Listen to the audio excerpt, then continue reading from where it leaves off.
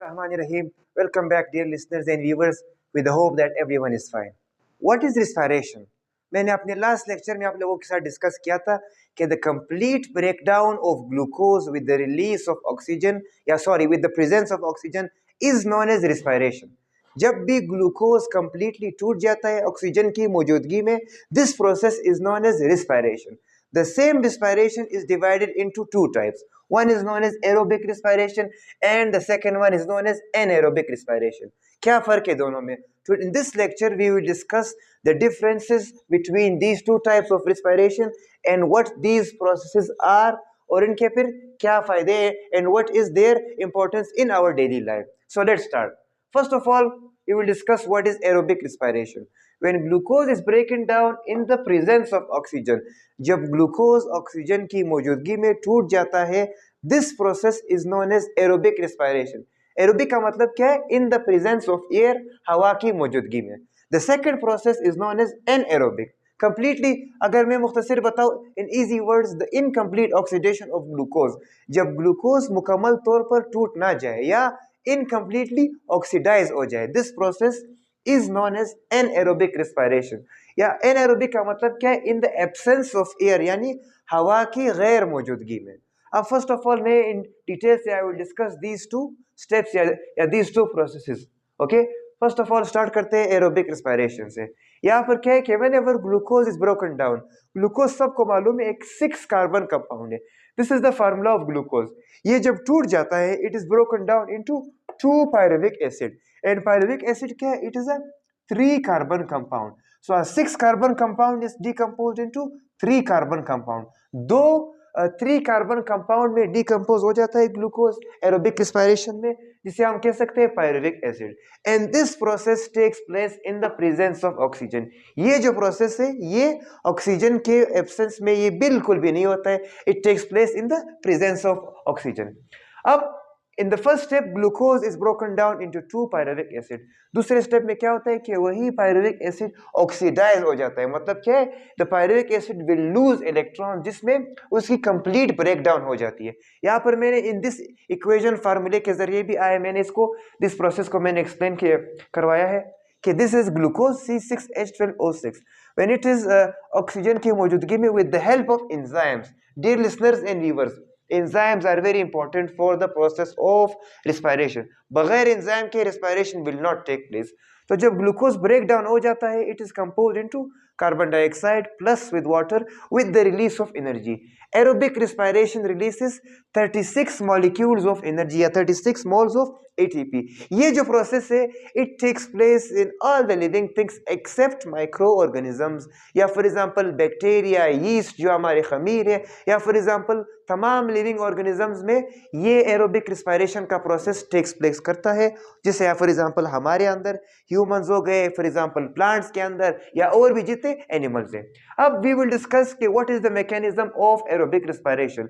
ये किस तरह सिंपल प्रोसेस या कोई या it is a complex process. Dear listeners, ये एक कॉम्प्लेक्स प्रोसेस है. ओके, इसको कंप्लीट होने में almost it takes 2 to 3 days. ये 2 या 3 दिन से 2 या 3 दिन की ड्यूरेशन में एरोबिक रिस्पायरेशन का प्रोसेस कंप्लीट होता है. What are the steps involve? There are 3 steps involve. सबसे पहले the first step is glycolysis.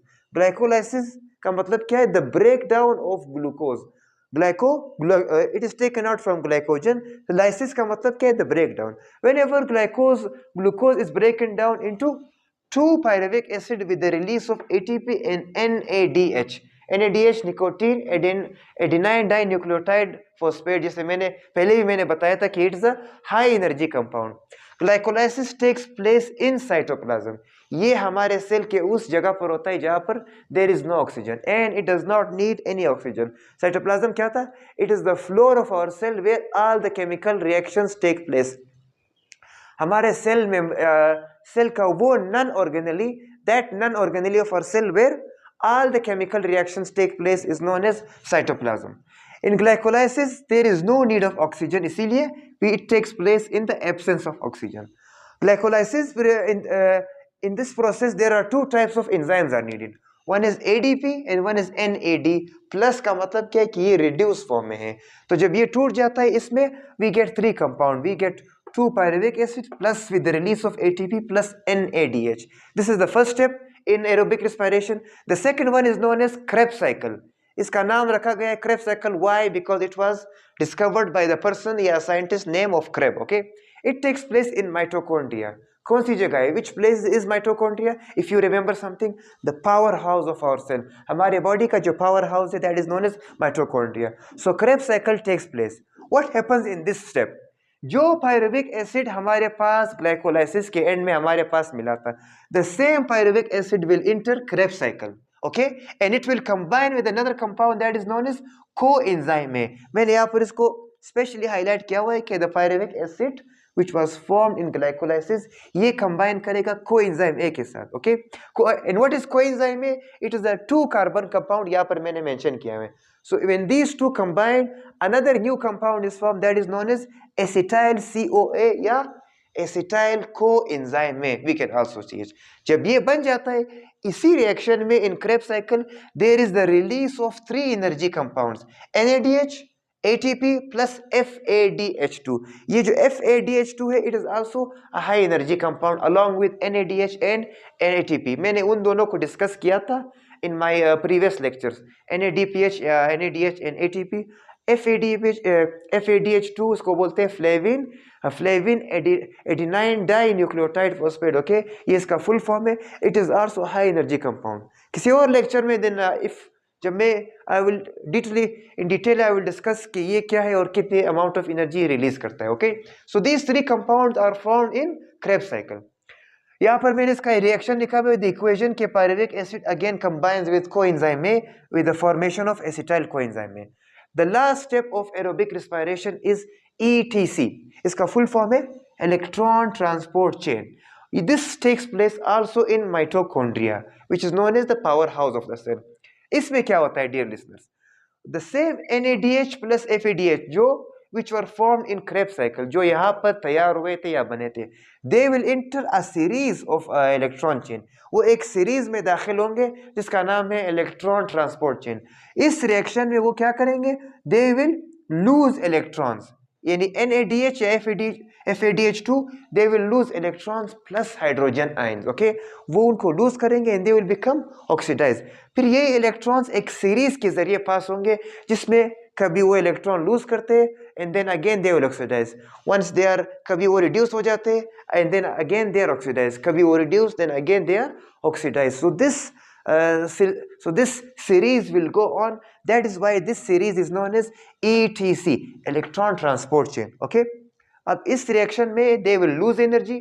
तो जाहिर सी बात है जब वो इलेक्ट्रॉन्स एक जगह से दूसरी जगह जाएंगे उनसे एनर्जी लूज करेंगे. they will lose energy. So this lose energy will be used in the formation of ATP. ATP जो हमारे सेल्स को इमीडिएट एनर्जी प्रोवाइड करता है. So the energy which is lost from the electrons जब वो पास कर रहे होते हैं उसी एनर्जी को इस्तेमाल करते हैं ATP की फॉर्मेशन में एडिनोसाइन ट्राइफॉस्फेट. ओके, सो यहाँ पर जो 3 steps we discussed, all the 3 steps we discussed of aerobic respiration, they all release energy. Okay, they all are involved in the formation of energy. So this was aerobic respiration. उम्मीद करता हूँ कि you guys have understand totally. Okay, from A to Z. Next one is known as anaerobic respiration, which is मैंने कहा था कि the type of the incomplete oxidation of glucose which takes place in the absence of oxygen. This is known as anaerobic respiration. इसका second name क्या है? It is second name, it is also known as fermentation. अगर मैं इसका translate करूँ, खमीर का बनना या वो प्रोसेस जिसमें खमीर बनता है. ओके, कॉमनली वी यूज जो हम लोग आम आजकल जो घरों में इस्तेमाल करते हैं रोटी बनाने के लिए, विनेगर, सिरका, अचार वगैरह, इन सब these all processes involve fermentation या जो बेकरी प्रोडक्ट्स होते हैं. यहाँ पर मैंने खास स्पेशली मेंशन किया हुआ है कि in which organisms anaerobic respiration take place. It take place in micro organisms like bacteria, yeast. What is yeast? Yeast is a type of a fungi. Okay, and next हमारे पास आता है muscle cells में. Yes, हमारे ये जो muscle cells है it also have the process of anaerobic respiration. यहाँ पर भी anaerobic respiration take place करता है. वो कब, मैं आखिर में बताऊंगा at the end when we will discuss the importance. okay, इस प्रोसेस में भी एनर्जी रिलीज होती है but it is very less as compare to aerobic respiration. Aerobic respiration में वी गॉट 36 ATP मॉलिक्यूल. यहाँ पर हमारे पास ओनली 2 ATP मॉलिक्यूल्स रिलीज होते हैं। तो डियर लिसनर्स कितना फर्क हो गया, 34 ATP molecules less are formed in anaerobic respiration as compared to aerobic respiration. Anaerobic respiration is further divided into two types. One is known as alcoholic fermentation. Alcoholic यानी वो fermentation या that anaerobic respiration जिसमें शराब बनता है, and इसमें बनाने वाला एक खास organism that is called yeast, जो फंजाई है। ओके, दूसरा हमारे पास आता है lactic acid fermentation. This is that type of fermentation in which we get yogurt, जिसमें हम लोग दही बनाते हैं दूध से। ओके, और इसमें जो ऑर्गेनिज्म इन्वॉल्व है दैट इज कॉल्ड बैक्टीरिया, या ये हमारे मैमल सेल में भी होता है। ओके, अब वी विल डिस्कस के what happens in these two types of fermentation या anaerobic respiration. First of all, alcoholic fermentation में जो खमीर है यीस्ट, इसमें क्या हो जाता है, ये पायरुविक एसिड को इनकम्प्लीटली ऑक्सीडाइज कर लेता है। ठीक है, बिकॉज यहाँ पर मैंने कहा था कि एरोबिक रिस्पायरेशन में कंप्लीट ऑक्सीडेशन होती है, here it is incompletely oxidise. जब पायरुविक एसिड इनकम्प्लीटली ऑक्सीडाइज होगा तो it will be composed release into दो चीज़ों में कन्वर्ट हो जाएगा। One is known as ethyl alcohol, से हम लोग इथानॉल यानी शराब भी कहते हैं, इसका कॉमन नेम है इथानॉल, और उसके साथ we will get carbon dioxide gas.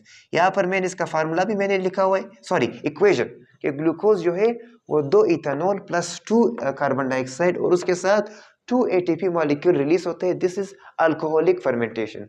And the second process is called lactic acid fermentation, in which we get yogurt from milk, जिसमें हम लोग दूध से दही बनाते हैं। ओके, कॉमनली हम ये कह सकते हैं कि दूध के अंदर जो एसिड इन्वॉल्व है दैट इज कॉल्ड लैक्टेट या लैक्टिक एसिड। ओके, इसमें पायरुविक, फर्स्ट ऑफ ऑल मैं इनको स्टार्ट कर लेता हूँ कि अल्कोहलिक फर्मेंटेशन में ईस्ट वही ऑर्गेनिज्म है जो इन्वॉल्व है, वो ग्लूकोज को ऑक्सीडाइज कर लेता है पायरुविक एसिड में, जिसमें वो कन्वर्ट हो जाते हैं इथानॉल या ethyl alcohol with the release of carbon dioxide.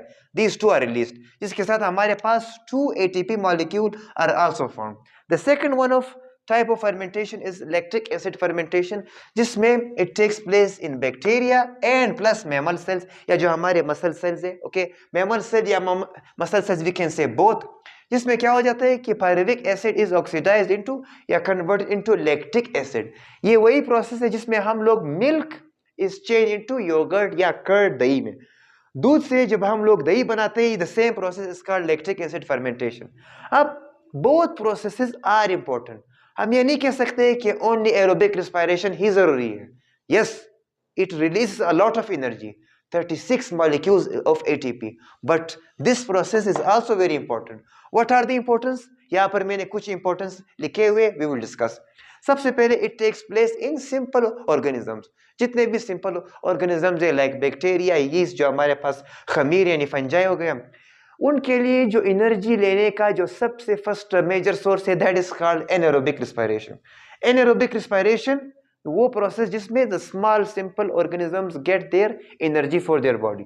दूसरी बात क्या है कि जो हमारे बेकरी प्रोडक्ट्स है, योगर्ट, दही वगैरह, चीज, पनीर वगैरह, ये कब मिलते हैं? जब when are they formed? जब हम लोग किसी भी दूध को फर्मेंटेड कर लेते हैं, यानी फर्मेंटेड मिल्क जो खमीर शुदा दूध जिसमें इस प्रोसेस से गुजर जाता है लैक्टिक एसिड फर्मेंटेशन से with the presence of bacteria, हमारे पास ये दो प्रोडक्ट्स मिल जाते हैं। और भी सारे बेकरी प्रोडक्ट्स जो हमारे पास आते हैं, bread, pizza and many bakery products are also prepared by this fermenting ability of yeast यानी फंजाई। नेक्स्ट हमारे पास, जैसे मैंने कहा था कि विनेगर, सिरका वगैरह, अचार वगैरह, it is they are also prepared by the process of anaerobic respiration या फर्मेंटेशन। लास्ट हमारे पास आता है कि एंटीबायोटिक्स, जो हमारी दवाइयाँ हैं, antibiotics are those drugs which are used to kill bacteria, they are also formed by this process of fermentation.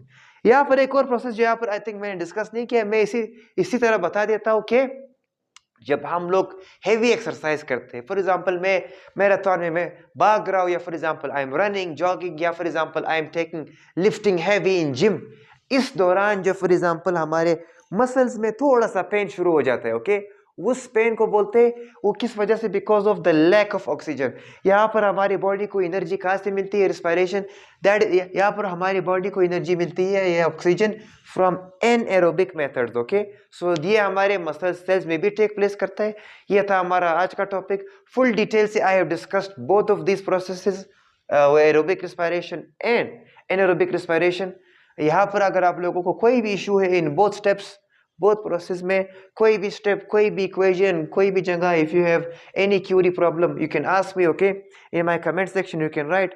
और भी इसी तरह if you want more of this kind of videos, my educational lectures, please मेरे channel को, मेरी videos को fully watch करें, subscribe करना ना भूले, and don't forget to share with your loved ones, या किसी को अगर ये लेक्चर्स चाहिए, because exam season is coming, come on viewers, आप लोग इतने लेजी क्यों हो, जाग जाओ के और मेरे लेक्चर्स को देखो, ओके, और इसको शेयर करते जाओ। Till we meet next time, अल्लाह हाफिज, थैंक यू।